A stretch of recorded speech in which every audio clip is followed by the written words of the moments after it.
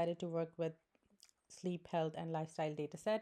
After importing everything, looking at my dataset, I looked at its column information. Here are the column names and their data types. And I noticed that the column sleep disorder has a few null values. I looked at them, and then here I replaced the nan values with none to show that this one has no sleep disorders.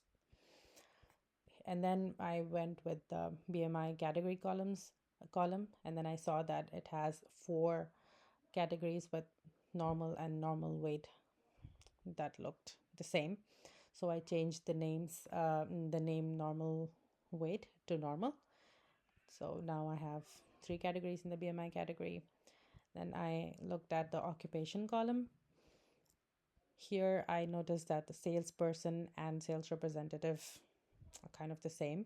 So I replaced the occupation salesperson with sales representative to avoid having 2 names for the same category. Then I went ahead with my analysis and I started with calculating the correlation coefficient of the numerical columns. I created a correlation matrix.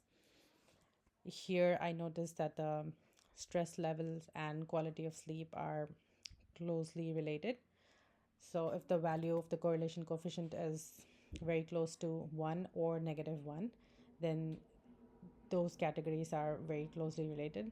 So here, since it's close to -1, it means that if the stress level increases, then the quality of sleep decreases.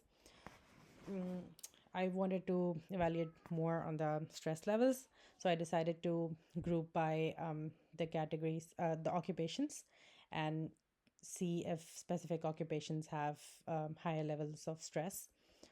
So I grouped by occupations and created a plot with the average occupations,